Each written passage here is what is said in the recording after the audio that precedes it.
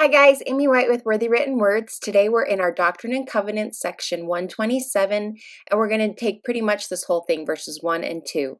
First, I'm going to start with some clear gesso. I prefer Art Basics from the tube, or the Dina Wakley gesso that came in your kit, and a paintbrush, and we'll stick some scrap paper under our page, and then we're going to put a light coating of the clear gesso all over our entire page. If you only do a section of the page, then the part that you haven't done will look differently at the end.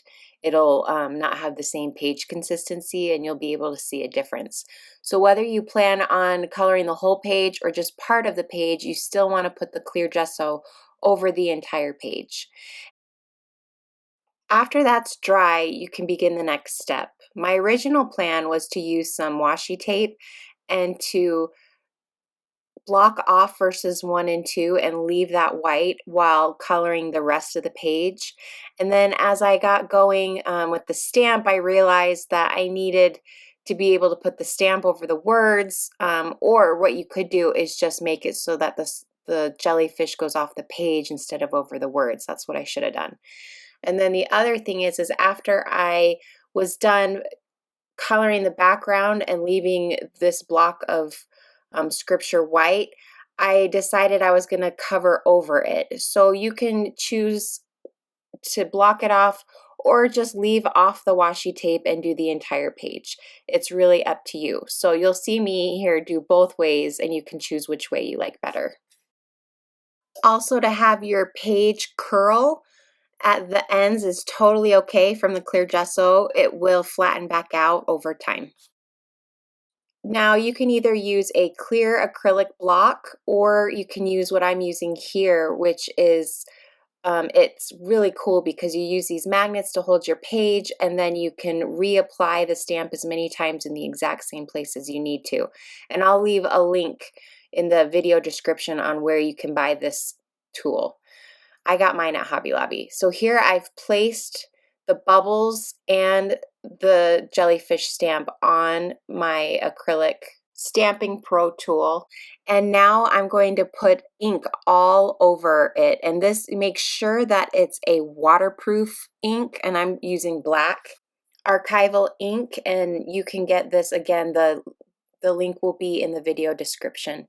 And after I've just smothered that, I'm wiping off any excess ink that got underneath on the block so that that doesn't transfer onto the page. And then I'm going to line this up with the magnet so it clips into place right where I want it to go. And I have to remove the magnets underneath, but you can see those two magnets on the side there. I just put it right on there. And I'm going to use all of my force. I'm going to stand up and I'm going to use all of the pressure that I have. And you can see here that I go on top of the washi tape, and I don't like that I did that. And so I remove the washi tape. But like I said earlier, doing it again, I would have just moved it so the jellyfish was off of the page instead of over on the words. So you can choose which way you want to do that. So I'll press as hard as I can, and then if I lift it up and see that there's pieces missing, then I can do it again. So in this case, I'm not missing pieces, but I would like it to be darker. So I'm going to remove some of the washi tape, and then I'm going to put the stamp on one more time, and then it'll be dark enough.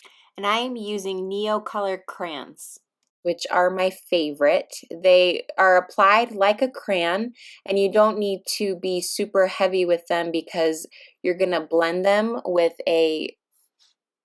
either a wet brush or a brush that has the water attached to it. And I decide to put some washi tape along the binding of the next page so that I don't accidentally get the watercolors on the previous page. So my thoughts were to use the darkest blue on the outsides, and then to use a lighter blue going more towards the words. And I even have like a sky blue that I might put in some of the places. But then you can see when you start to blend them together, it makes a really, really pretty color. And I continue to add more layers on top to give it more depth and to make it a richer color. And you can see in some places, because of my gesso, it leaves some weird texture to it, but I would rather have that than have it all bleed through to the other side because I tend to use a lot of water when I do watercolors. So it's kind of, you have to decide what you would rather go with. So after I was just going around the words, I decided I didn't like the flow and how the jellyfish was in the middle of the white, and I wanted the jellyfish to be surrounded by the blue, and so eventually you'll see that I just end up covering the whole thing, but you can choose what you like better. And I leave the bubbles white. I'm going to go over them later with some glossy accents.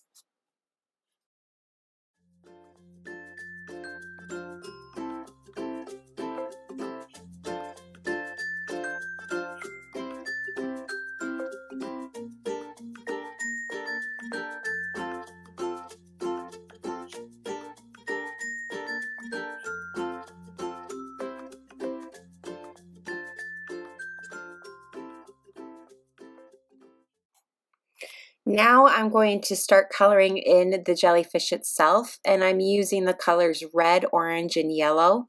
And I be sure to outline the entire top part of the jellyfish in the red, so there's a lot at the top, but then I also bring it down around the bottom of the umbrella, I guess you could call it. And I make the yellow more of a ball in the top, and I drag the yellow all the way down the middle.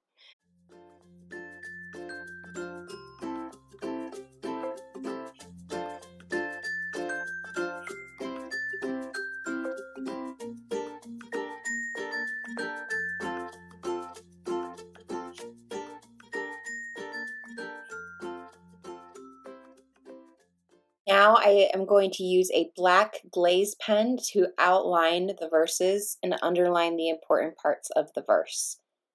A quick little tip with the glaze pens is to start it first on a different piece of paper, like a scrap paper, to get any gunk from the previous use off of it so that you don't start on your own page with a big chunk of fluid right at the beginning.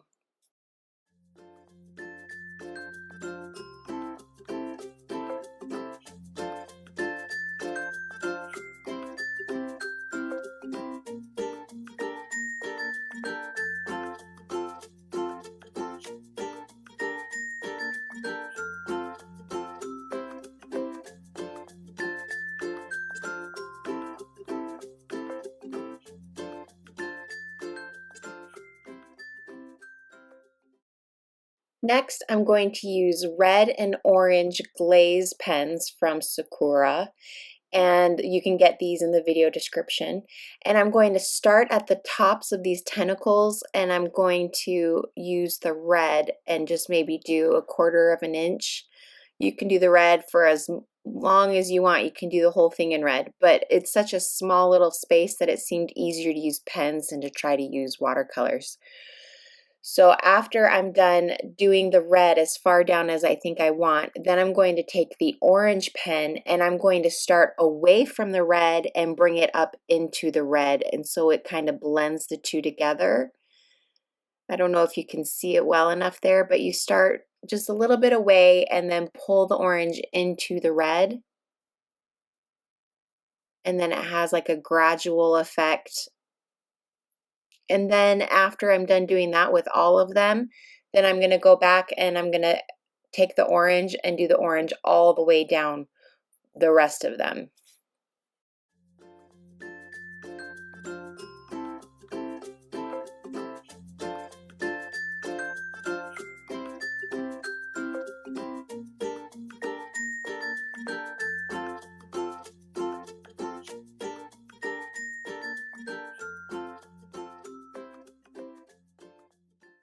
So I place this book next to it because it's nice to rest my hand on it when I need to be focused, and it just gives me a lift up so I don't have to worry about smudging anything around. The next thing I'm going to do is I'm going to take glossy accents. This has been in several kits. And I'm just going to outline all the bubbles with it and then let it dry for maybe 30 minutes to an hour or even overnight if you feel comfortable with that. This can be, again, found in the video description link if you don't have any. At this point, I decided to try and get a little fancy and add some shadowing in by using what was already shadowed on the stamp. So I add just a little bit of black, and I don't do it super heavy because I want it to be more of a subtle shading and not super, super dark. And so I keep smudging it away because I don't want it to go down that far. So I'm using like a paper towel or baby wipe to kind of pick up some of that extra color. And I just work with it until I feel like it's blended the way that I want it to look. And I do some shading underneath as well. Now we're going to use some graphite paper and the He Sustains Me Through Deep Waters Traceable. Be sure that you place the graphite paper glossy side down, and I put this on the footnotes of the page, and then you put the traceable on top of the graphite paper wherever you want it to display the words. And then you use a pen or a sharp pencil to trace the words onto the graphite paper, and it will copy that onto the page underneath. Something important that I learned that you can know before you do it is that usually when you use graphite paper, when you're done, you can erase all the excess off with a pencil eraser. However, when you are doing this on top of watercolors, such as this page, they won't erase, and if they do, it'll also erase the paint with it. So whatever you put on here is going to need to be covered up with the white gel pen.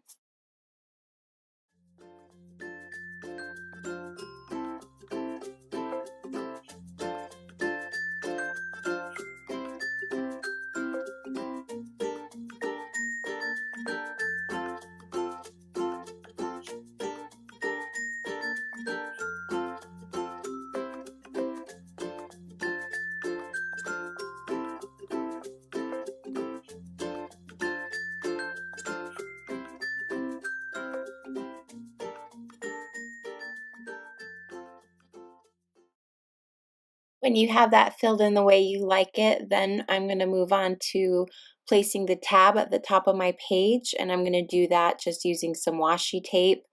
And first I put the He Sustains Me sticker on there and center it, and then I attach it with washi tape. Next, I'm going to attach these clear droplets, and I'm going to use this glossy accents again as like a glue and just put it right on there with that. You can also use a glue stick or a hot glue gun. Any of those options will work.